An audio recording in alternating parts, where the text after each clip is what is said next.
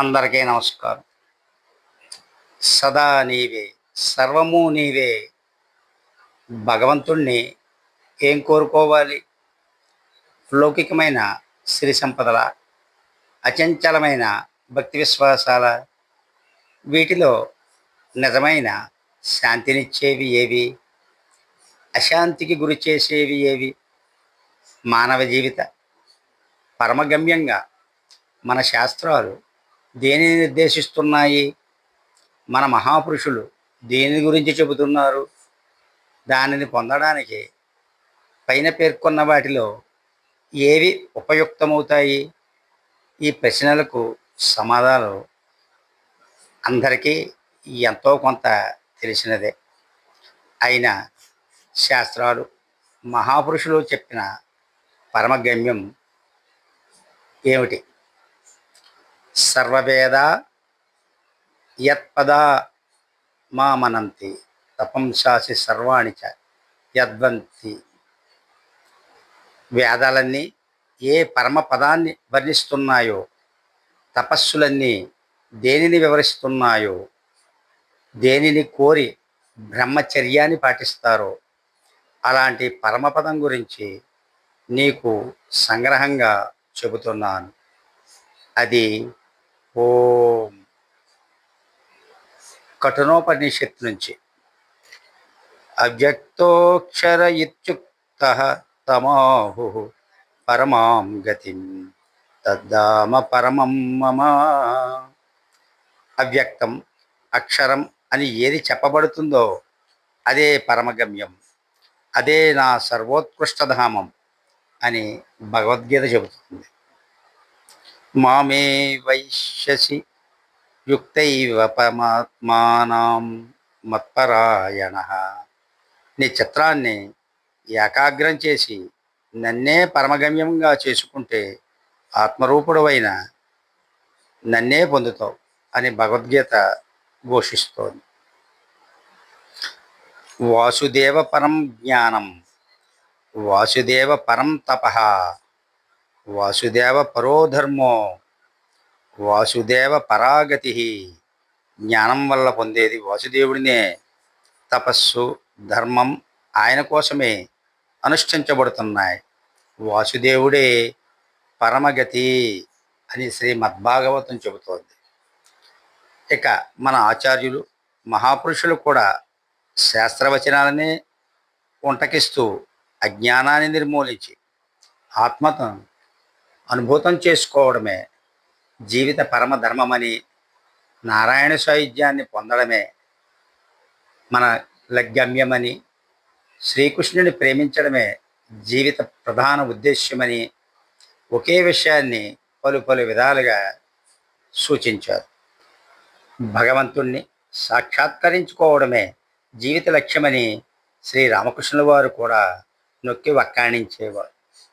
దుఃఖభూయిష్టమైన జనన మరణ చక్రం నుండి విముక్తి అంటే నిర్వాణం పొందడమే ధ్యేయమని గౌతమ బుద్ధుడు, పరలోక రాజ్యంలోని పరమపితను చేరుకోవడమే పరమ గమ్యమని క్రీస్తు వంటి ఇతర ధర్మ సంస్థాపకులు కూడా జీవిత చరమలక్ష్యం ప్రబోధించారు.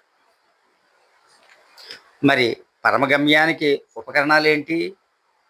పరమగమ్యాన్ని చేర్చేవి నశ్వరమైన సిరి సంపదల, శాశ్వతమైన భక్తి విశ్వాసాల. ఒకరోజు దక్షిణేశ్వరంలోని రాధాకాంతాలయంలోని దేవుడి ఆభరణాలను ఎవరో దొంగిలించుకుపోయారు. ఆలయ యజమాని మధురబాబు వచ్చి, భగవంతుడా, ఎంత సిగ్గుచేటు, నీ నగలని నువ్వే కాపాడుకోలేకపోయావే అని నిష్ఠూరమాడాడు. అక్కడే ఉన్న రామకృష్ణులు, ఓ మధుర్, సాక్షాత్ శ్రీ మహాలక్ష్మి ఎవరి పాదాలను సేవిస్తూ ఉంటుందో ఆయన ఐశ్వర్యానికి లోటు ఉంటుందా? ఆ ఆభరణాలు నీకు ఎంతో విలువైనవి కావచ్చు, కానీ భగవంతుడికి అవి మట్టి బెడ్డలతో సమానం. అంత హీనంగా మాట్లాడినందుకు నువ్వే సిగ్గుపడాలి. ఆ భగవంతుడి వైభవాన్ని ఇనుమడింపజేయడానికి నువ్వేమి సంపదలు ఇవ్వగలవు అంటూ మందలించారు. భగవంతుడు సంపదను ఖాతరు చేస్తారా? ఆయన భక్తికి మాత్రమే సుడవుతాడు. మరి ఆయన దేనిని విలువైనదిగా భావిస్తారు అంటే ఆయన కోసం తపించే హృదయాన్ని, ఆయనపై తీవ్రమైన ప్రేమను, అచంచలమైన భక్తిని, వివేక వైరాగ్యాలను విలువైనవిగా భావిస్తాడు. పరమగమ్యమైన భగవంతుణ్ణి మనకు ప్రాప్తింపజేసే ఉపకరణాలు భక్తి విశ్వాసాలే కానీ సిరి సంపదలు కోరు. మరి భగవంతుణ్ణి మనం ఏం కోరుకోవాలి? మనల్ని పరమగమ్యానికి చేర్చేవి భక్తి విశ్వాసాలే కాబట్టి వాటినే ప్రసాదించమని భగవంతుణ్ణి కోరుకోవాలి. అయితే ధ్రువుడంతటి వాడు కూడా శ్రీహరి ప్రత్యక్షమైనప్పుడు పదవిని కోరుకున్నాడు తప్ప ఆ పరమాత్మ సాన్నిధ్యాన్ని కోరుకోలేదు.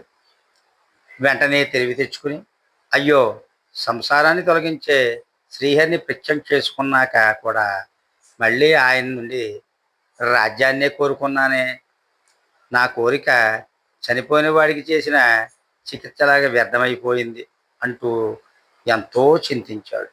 కాబట్టి మనం భగవంతుణ్ణి కోరుకునేటప్పుడు చాలా జాగ్రత్తగా కోరుకోవాలి. ఓసారి నారదుడు శ్రీరాముణ్ణి, రామ, నీ పాదార విందాల పట్ల నాకు అచంచల భక్తిని అనుగ్రహించు అని కోరాడు.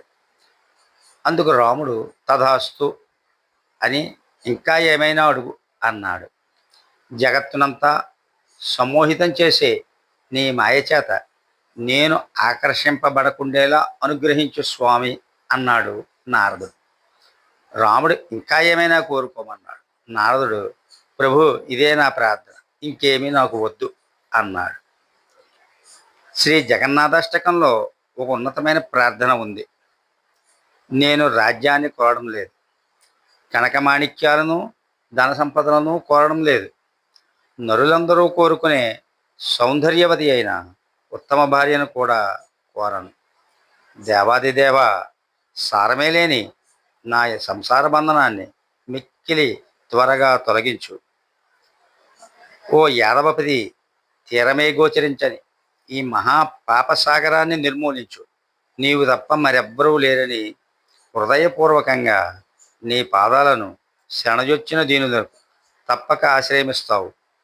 పరమశివుడు సదా ఎవరి మహిమలను కీర్తిస్తుంటాడో ఆ జగన్నాథుడువైన నీవు ఎల్లప్పుడూ నా దృష్టికి గోచరించమని మాత్రమే ప్రార్థిస్తున్నాను అను. జగన్నాథాష్టకంలోని ప్రతి చరణం జగన్నాథస్వామి నైన పదగామి భవేతుమే అన్న మగుటంతో సమాప్తమవుతుంది. భగవంతుడు అనునిత్యం తన కళ్ళెదుట నిలిచి ఉండుగాక అని అర్థం. కేవలం బాహ్యంగానే కాదు, అంతరంలో కూడా నిలిచి ఉండమని దాని అంతరార్థం. అలా సదా భగవంతుణ్ణి, సర్వము భగవంతుడిగానే దర్శించడం కంటే కావలసింది ఏముంది? అయితే అందుకు అర్హత ఉండాలి. సిరి సంపదలను, సుఖభోగాలను త్యాగం చేయటమే ఆ అర్హత. ఇలాంటి త్యాగబుద్ధి లోపిస్తే ఏం జరుగుతుందో ఈ కింది కథ ద్వారా తెలుస్తుంది. ఒకరోజు దక్షిణేశ్వర కాళి ఆలయ యజమాని మధుర్ తనకు ఉన్నత విద్య, ఆధ్యాత్మిక అనుభూతిని ప్రసాదించమని రామకృష్ణుల్ని పదే పదే కోరాడు. తీరా అది సిద్ధించాక దాన్ని తట్టుకోలేక తిరిగి తీసేసుకోమన్నాడు. ఆ అనుభూతి వల్ల పరమానందం కలిగిన తన జమీ వ్యవహారాలను చక్కబెట్టుకోలేకపోతున్నానని గాబరా చెందాడు. ఆ అనుభూతిని నిలబెట్టుకోవాలంటే భక్తి, త్యాగ, వైరాగ్యాలు ఉండాలని చెప్పి రామకృష్ణుల వారు దాన్ని ఉపసంహరిస్తారు. మరోసారి కాశీపూర్లో వైకుంఠనాథ్ అనే భక్తుడు తనకు కూడా ఏదైనా ఆధ్యాత్మికానుభూతిని అనుగ్రహించమని అర్థించాడు. ఆయన అతడి ఛాతిని స్పృశించారు. అప్పటి నుండి అతడు ఆకాశంలోనూ, చుట్టూ ఉన్న పరిసరాల్లోనూ, మనుష్యుల్లోనూ అన్నింటా ప్రసన్న దరహాసంతో ప్రకాశిస్తున్న రామకృష్ణుని దర్శించాడు. కొన్ని రోజులకు అది ఇబ్బందికరంగా మారి కార్యాలయంలో పనులు సరిగా నిర్వహించలేకపోయేవాడు. ఇక ఆ అనుభూతిని తొలగించమని మానసికంగా ప్రార్థించాడు. అంతటితో అది ఉపశమించింది. తరువాత తాను ఓర్పు వహించి ఉంటే బాగుండేది. మహా అయితే పిచ్చివాడినవటమో లేదా మరణించడమో జరిగేది. భగవంతుడి కోసం అలా అవడం ఉత్తమమే కదా అంటూ విచారించసాగాడు. కాబట్టి భక్తి విశ్వాసాలతో పాటు త్యాగ వైరాగ్యాలను ప్రసాదించి పరమగమ్యమైన తనను పొందేలా అనుగ్రహించమని భగవంతుణ్ణి మనం అందరూ కూడా ప్రార్థిద్దాం. సర్వే జన సుఖినో భవంతు.